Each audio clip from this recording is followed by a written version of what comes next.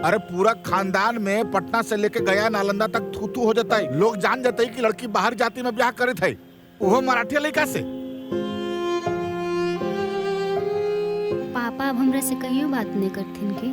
तोर जैसन सोच आओ न, तोरा से अपनो जात के लड़की भी ब्याह नहीं करतो। बड़की दीदी के ब्याह तो तू अपने जात में लड़का खोज के करल ही हल, तो वो पिछड़ल सोच नहीं हल।